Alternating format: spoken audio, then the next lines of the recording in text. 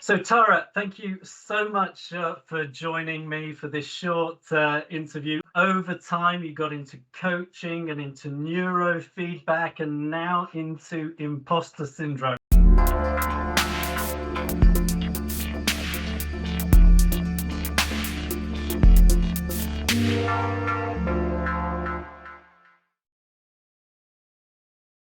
Tell me a little bit your journey, how you went from engineer to super expert and author, even with your book Unmasking, in the topic of imposter syndrome. Right. Okay. Well, let me start with my starting point, which actually wasn't engineering. So I wanted to be a psychologist, but my family wasn't keen on me doing that, and so they encouraged me to do engineering. So I had a 10-year career in engineering. Before then, I finally got to back to what I was passionate about, which is helping people. So then I did my diploma in holistic therapy and started working, helping people with all sorts of, stressful situations. And then a few people kept coming back to me, which was not the point, right? The point was for them to be empowered and go off and have a great life. And the answer turned out to be the belief that we hold, which is the mind's model of the world, and a specific belief in particular, which is the belief that our worth is conditional. And in order to help people, I learned the neuroscience behind it. So I started studying this whole area of neuroscience, and the neuroscience showed me why the original coaching that I did in imposter syndrome and conditional worth, why that worked, why the neurofeedback worked. And it allowed me to put together a very structured process that would allow people to let go of the belief that drives imposter syndrome. Why have you come across this in leaders specifically? I know you coach a lot of executive leaders, and why is it important to understand more in the business context? So, imposter syndrome is the secret feeling of being a fraud when you're not, right? Feeling that you're not quite good enough despite being very successful. So, we're talking about leaders here. And so, the reason I focus on leaders is for a number of reasons. One, um, there is an old school belief that, leadership is a talent that you're born with it or you're not, right? And I dispute that. And I think it's very much a skill. But one of the things that hampers people who are at that top high performing leadership level is imposter syndrome, is this internal self doubt. What are some of the underlying factors that drive it? Give me a little bit more around imposter syndrome itself and how it affects people. Imposter syndrome, when it gets triggered, it creates this stress, it creates this fight or flight or freeze response, so the nervous system triggered.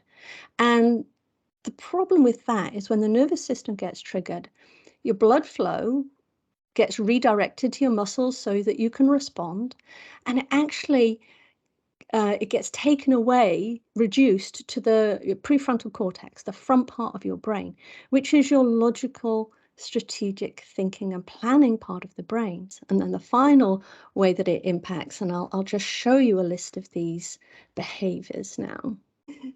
So these are the typical imposter syndrome behaviors. This is how it shows up, and it's different for everybody. It's different amounts or degrees for different people. First and foremost, people keep it a secret, and they don't share it with other people because they think it's them, and they feel shame or embarrassment or anger at themselves for it.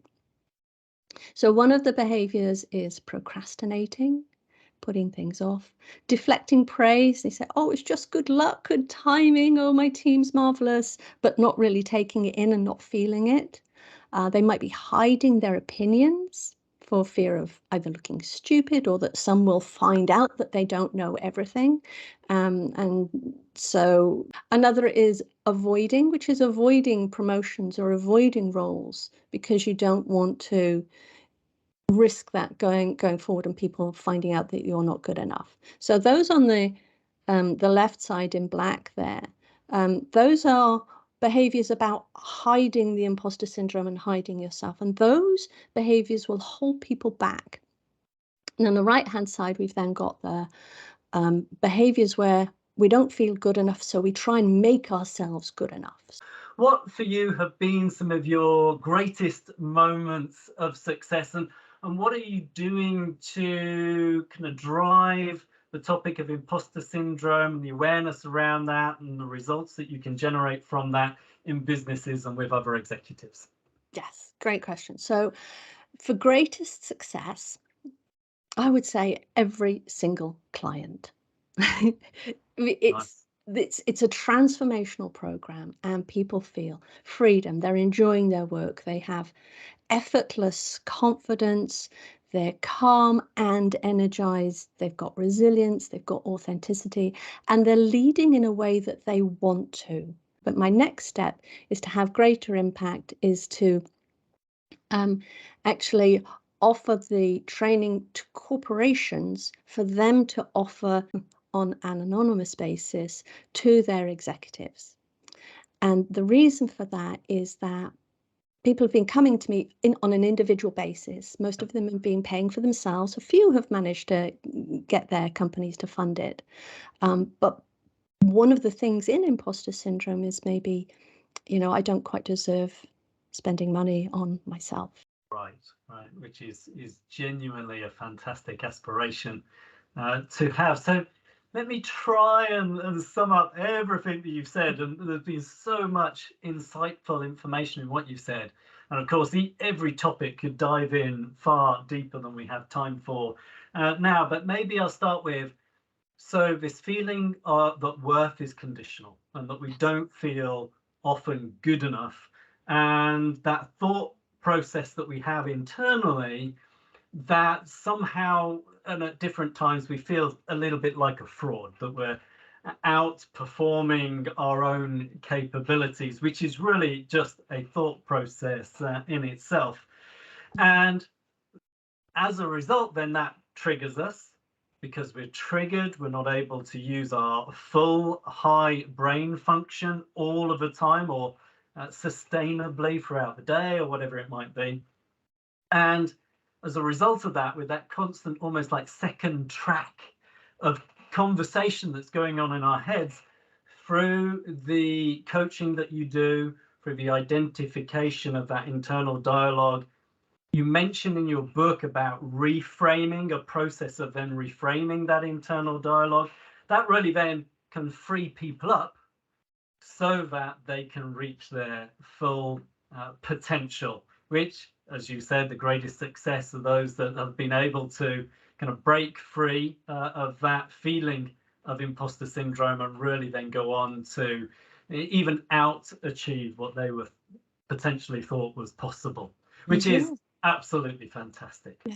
So then maybe a few final words of wisdom. How would you sum up, all of that great stuff in a couple of sentences?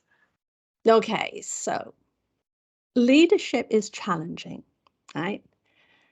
But it doesn't have to be so hard, right? That when you're free from imposter syndrome, it then becomes an adventure. It becomes the joy of developing mastery, the thrill of making a difference, and it's massively satisfying to stretch yourself and achieve what you are capable of. Beautiful, beautiful. A nice ending to our wonderful conversation. Tara, thank you so much for spending the time with me, enlightening me on the topic of imposter syndrome. And I really hope that also helps other people understand everything that it's about, and that there are solutions to that as well. So thank you so much for joining me. Have a wonderful day. My pleasure, and thank you for inviting me. You too, Mark.